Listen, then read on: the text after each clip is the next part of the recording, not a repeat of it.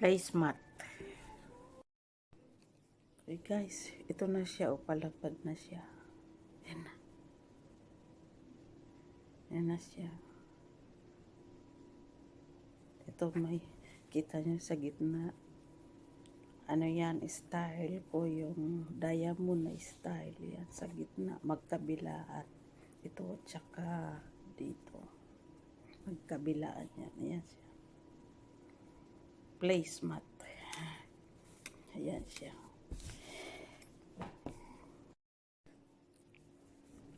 Guys, ito na siya, malapad na. Ayan na siya. Diba? Malapad na.